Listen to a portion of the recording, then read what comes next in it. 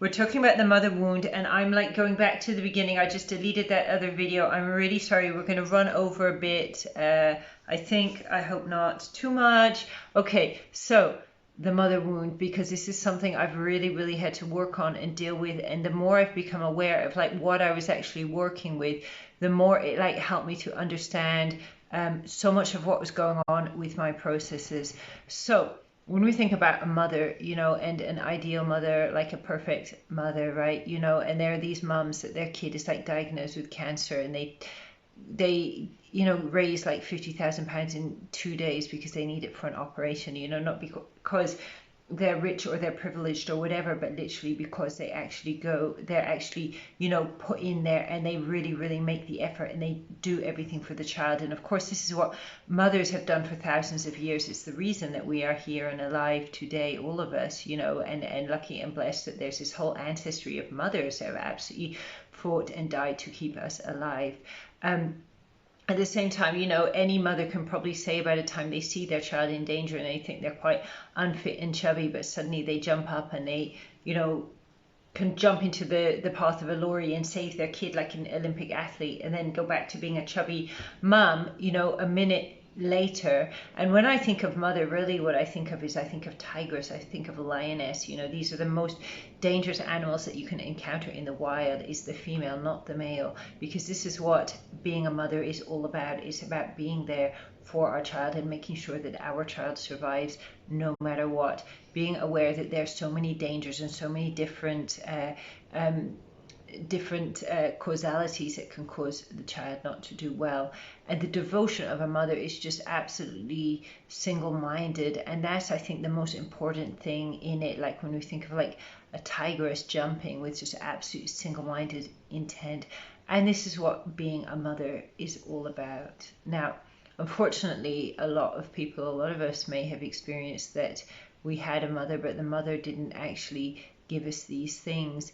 And for me, you know, it's not really a matter, I can't say for like my mother, you know, abusing me or beating me or something like that, but there was this like big lack of like feeling of emotional connection with my mother. That's not to say like I didn't on occasion see her standing up for me, but there was something really like missing in terms of like feeling nurtured and cared for and loved by my mum. I mean, one thing like that just, you know, comes to me is like my mum like not telling me that about getting periods and getting my period and thinking I was like dying, and you know, it was like really traumatic thing. But you know, so many of us will have experienced in different ways like something missing from the experience we would hope that someone would have with a mother.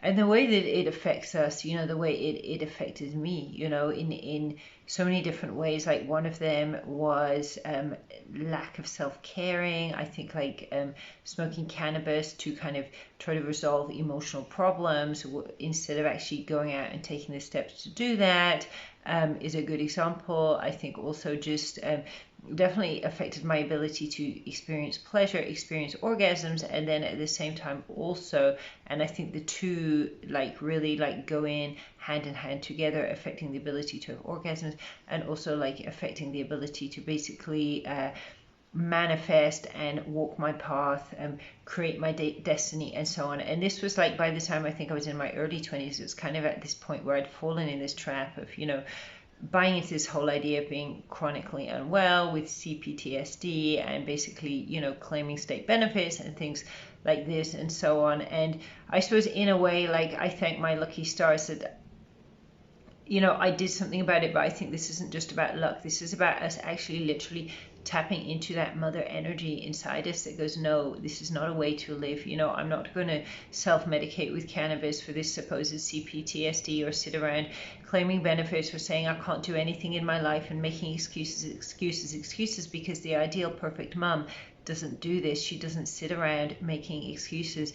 She stands in there and she stands up for her child, and she makes sure that her child gets what they need.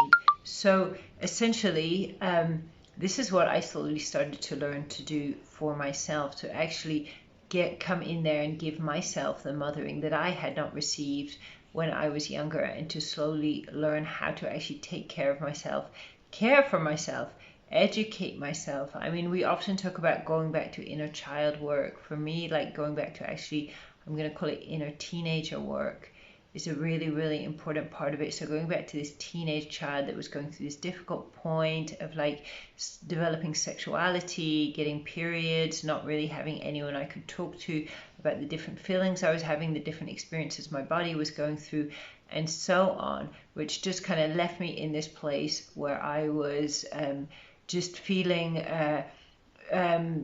just, just really lacking the ability to really take care of myself on a deep level in the way that I needed to be able to mature and grow into the person that essentially is me. So when I actually started to, I guess, come to terms and realize this, and part of the path, it's my own motherhood as well.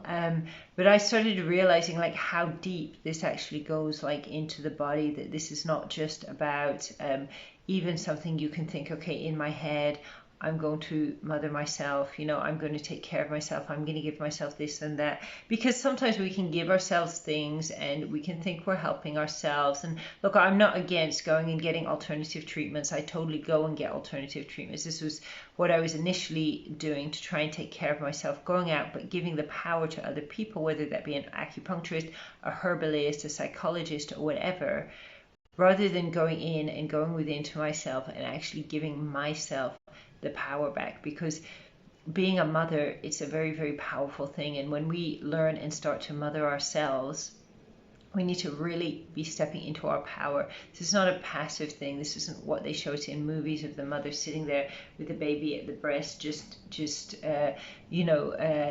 a sort of passive entity or whatever. Being a mother is a incredibly powerful thing. And when we step into this power for ourselves, it's so important to really like be aware of this and really be connecting into an inner power, not something that somehow is this kind of like whitewashed idea of gender that we are being sold by our society and Hollywood and so on and so forth. So the way, that when I started really looking at this, like, how do I take care of myself? How do I actually, start to really, really deeply nurture myself? And I was having a lot of symptoms coming up, which I really associated with this problem of lack of care from my mother. So sexual problems, like not having orgasms, having problems experiencing pleasure, that was like a huge one.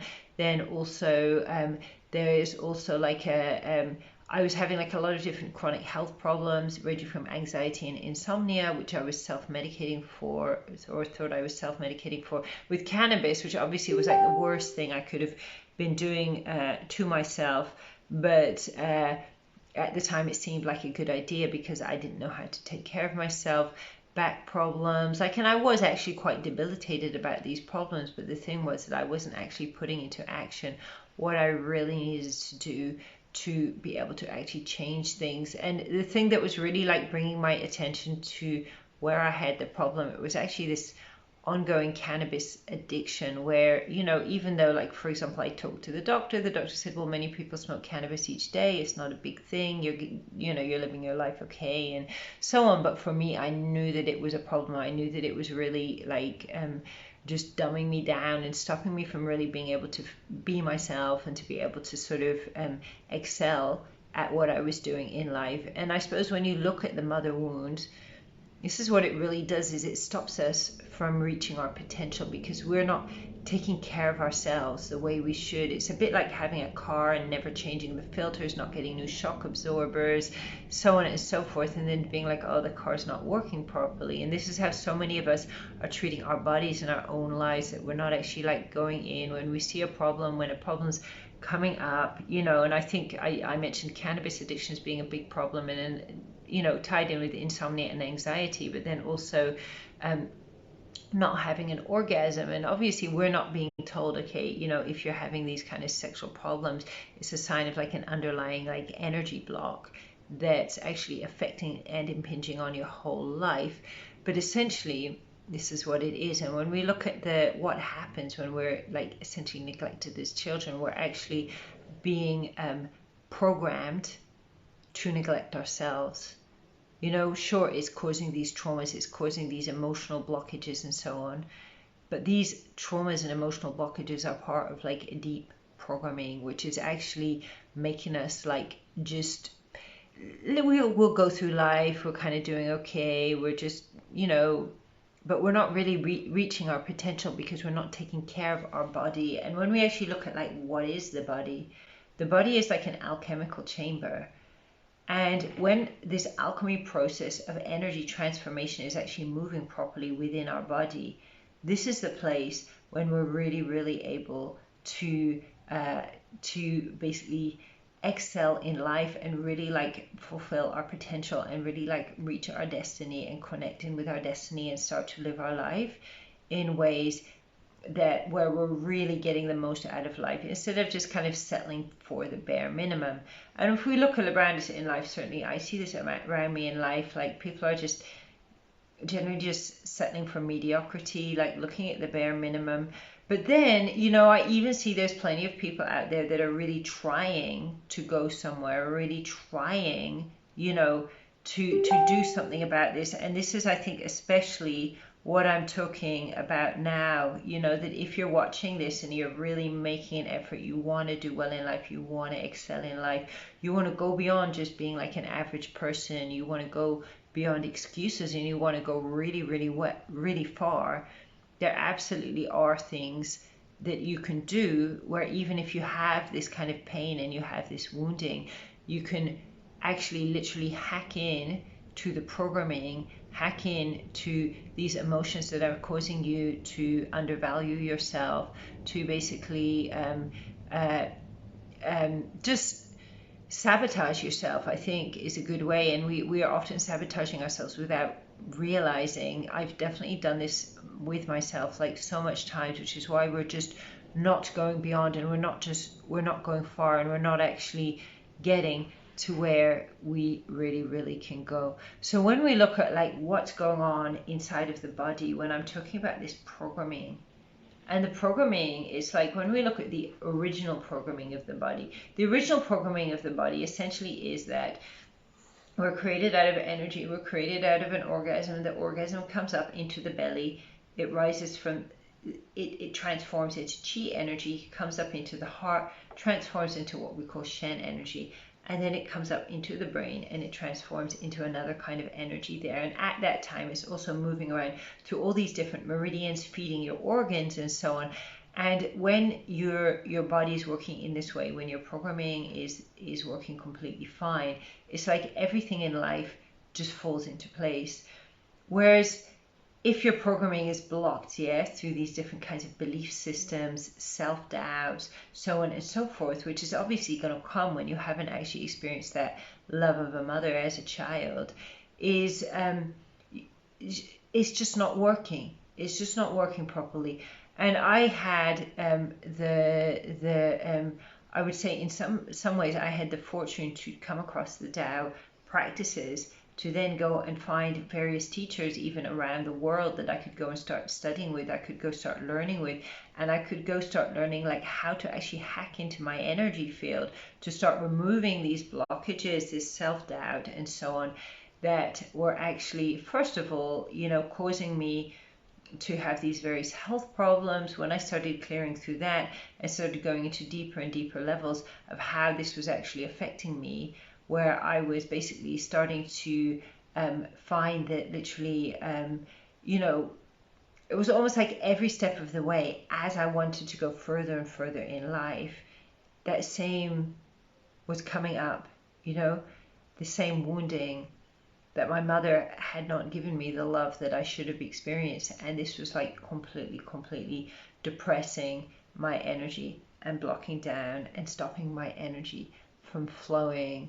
So if you're here and you're listening to me and this is sounding like something that's familiar to you, I'd like to offer you some I'd like to offer you some advice about this. Okay, so if this is, look, if you're just sitting around in life and you're just thinking, you know, you just want to get by on like freebies, not put much effort into your life or whatever, okay, that's completely fine. Yeah, this is not for you. But if you're someone that actually literally is looking like you want to do the best that you can in life, but you're somehow feeling blocked by these things, by these energies, you really want to be able to go further, to really become like the ultimate version of yourself. I'm going to ask you, can you now drop me a DM, please, in Messenger? Okay, just give me a line or two about what you're looking for, and if it's something I think I can help you with, if this is similar issues to you that I think I can help you with the issues that I worked through, I'm going to book you in for a free 30-minute consultation where we'll be able to look at like if I might be able to help you in some kind of a way.